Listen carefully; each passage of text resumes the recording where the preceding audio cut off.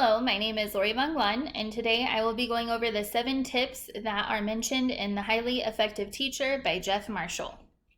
The first tip we'll be going over today is tip 1, which is coherent connected learning progression. This is important for effective teachers to plan intentional lessons, because when your lesson lacks intentionality, then students can fall behind in their learning, resulting in poor grades, lack of student engagement, and an increase of student behaviors. You must ensure that your lesson is well aligned, meaning that the lesson activity is matched to the objectives of the lesson as well as the state standards. Additionally, you need to ensure that all assessments given to the students measure those objectives. Whether you are finding a lesson online or you are looking at your curriculum, make sure you preview all lessons before you teach them. That means you might need to do some extra research on what some terms mean or how to effectively teach a strategy. You might also plan this lesson with a coworker or watch a coworker teach the lesson. You must make sure that you adapt your lesson so it engages the students, has real-world applications, and is developmentally and intellectually appropriate for the students in your classroom. Effective teachers will not only provide scaffolding and differentiation into their lessons to meet the needs of their students, but they also scaffold the standard as needed. Finally, you should make sure that you provide connections for learning of new content. By building on the students' prior knowledge, you are connecting the lesson to their interests or relating the information to real-life examples and applications. The students will understand the relevance of your lesson and will be willing to be more engaged in the discussion and activities. This will also show your students that you listen to what they are interested in and that you care to bring those topics to life in the classroom. The next tip that we will be going over today is tip 2, which is strategies, resources, and technologies that enhance learning. This is important for effective teaching strategies because there is no tool or resource that replaces the role or impact of a teacher. Therefore, whatever piece of technology, resource, or strategy that you are using, it can only be as good as the lesson plan that accompanies it. You must make sure that there is a very engaging and age-appropriate activity for you to do, but you also might need to model it, align it with those objectives and standards, set it up so the students can effectively use it, and track progress toward that objective. You cannot set your students loose on something without a plan in place for every step. It was mentioned in the book that today's classroom must engage the learner in these experiences, not just require memorization and restatement of facts before moving on.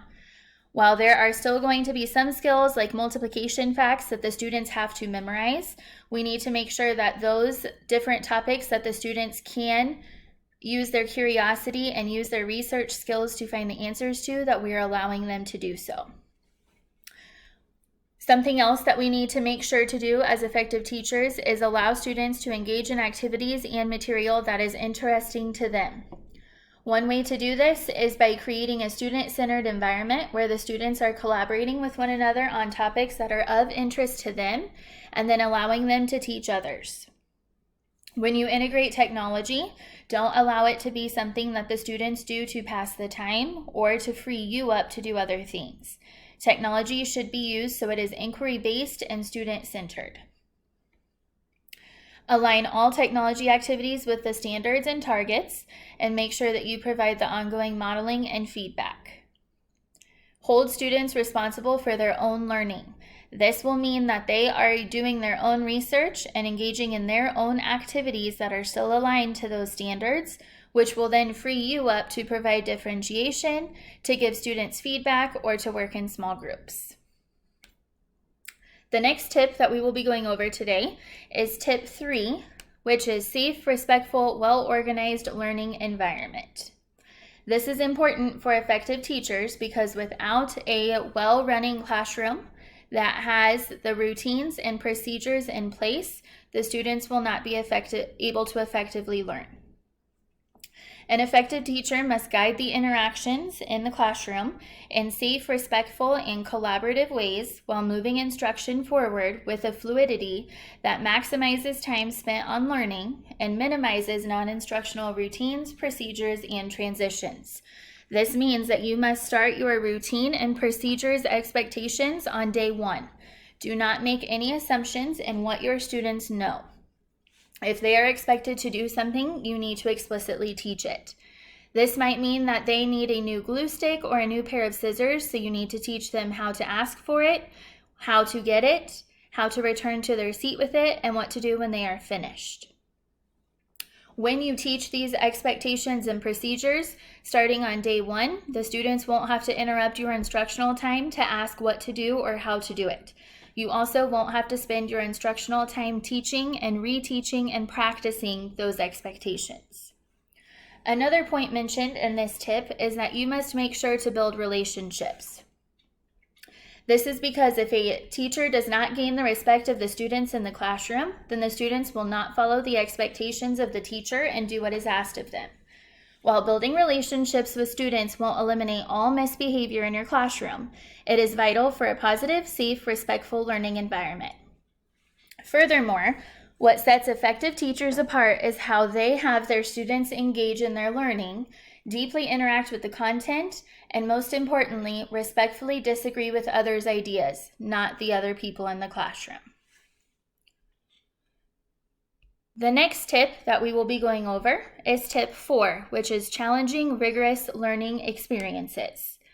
Part of tip 4 means that effective teachers are holding high expectations for every student.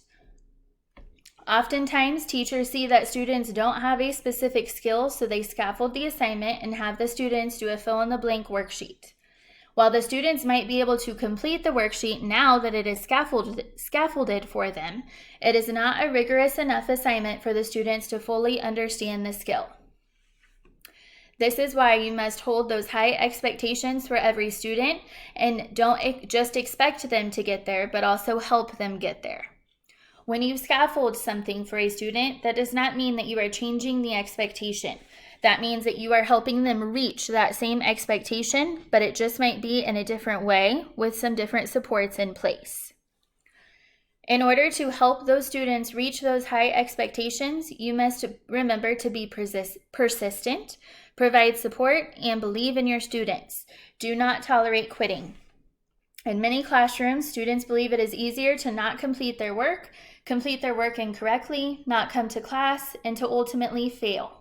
When students try, it can be hard, it can involve risks, and wrong answers will be given, oftentimes in front of their peers. As teachers, we must make failure extraordinarily difficult.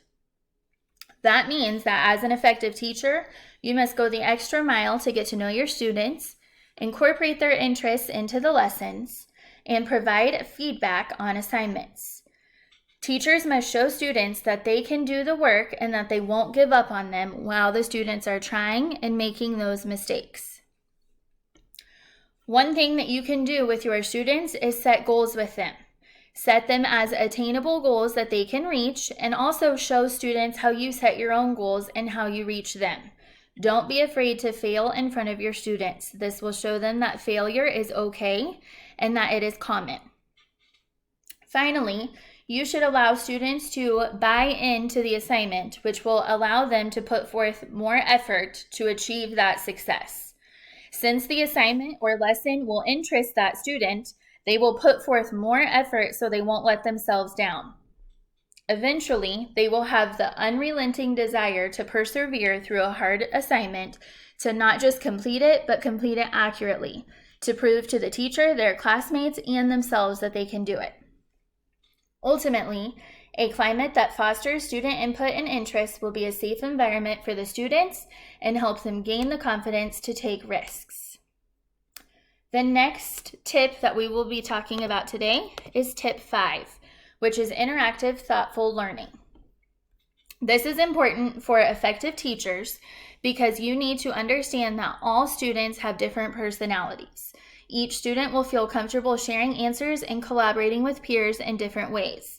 Effective teachers not only understand that, but they use that in their lessons to make sure that all students are comfortable, that all students are valued, and all students are heard. Extroverts will often raise their hands, sometimes even if they don't know the answer, just because they want to interact. So those students are going to excel at doing different things than the students that want to work by themselves or work in a smaller group. as they see quiet time as an opportunity to think and reflect. That is why it is important as an effective teacher that you bring both strategies and both ways of learning into your lessons so all students have the capability of learning. As you are observing the students in your classroom, don't just allow them to do what they like to do best when communicating with others. Help them get out of their comfort zone and help them work on their weaknesses. By asking students questions that generate interest and intrigue them, that is how you get them engaged. So by starting a lesson, make sure that you are asking them questions that get them excited for what they are about to learn.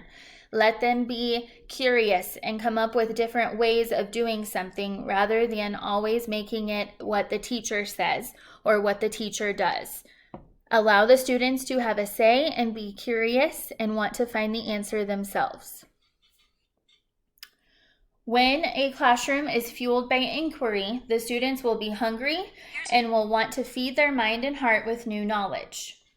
This will also make them feel safe taking risks and make mistakes, and then they can challenge themselves in amazing ways. It is important that an effective teacher will create an environment that involves low pressure but high challenge. When you are allowing that collaboration to happen in the classroom, make sure that the students have time to independently reflect and summarize their new learning.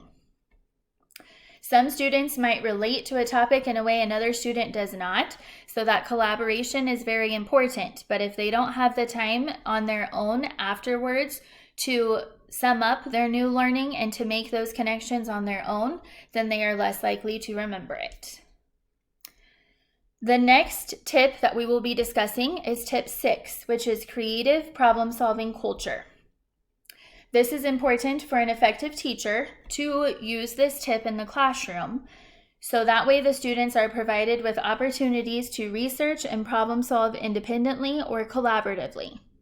It is also important that effective teachers don't just tell the students the answers, but that they allow the students to discover new information on their own, so that way they have the thirst for more knowledge and answers. Effective teachers should be approaching teaching like a puzzle or mystery to be solved, rather than facts to be memorized and restated on a quiz or test. This might mean that you are providing the students with those opportunities for research and problem solving, and you're not always allowing students to have the answer at the very beginning. Allow them to discover new information and new ways of learning on their own, and allow them to engage in a productive struggle. Instead of giving them the direct instruction first, have the students do the project or the assignment or the lesson on their own. See what they know and see what they what they know and what they might need help with before you begin giving them that direct instruction. This will create them a need for them to learn. They will want to listen to you more because they have some ideas and they want to be validated and see if they are correct. And when they find out that they are incorrect, they will be more apt to try harder to see if they can get it right the next time. If you shift how you teach and how the students learn in the classroom, that will require you to restructure your classroom management. Make sure that you reteach the expectations for how you want your students to learn. Finally, the last tip that we will discuss today is tip 7, monitoring, assessment, and feedback that guide and inform instruction and learning. This is important for effective teachers to not only assess prior knowledge to see what the students know through a KWL chart or a pre-test, for example, but also to give students formative assessments, which allow you as a teacher to see what students know and what they don't know, and adjust your instruction as necessary. Finally, you will be able to provide students with valued feedback that is specific, clear, manageable, and timely. This will help students improve and also do some self-assessment on themselves. When we look at formative assessments, these can be activities that all students are responding to, not just one student answering a question. It might be in the form of a think, pair, share, a jigsaw, fist of 5, exit slips, or a whiteboard showdown. You need to use that to guide your teaching. Thank you for listening to my 7 tips of an effective teacher.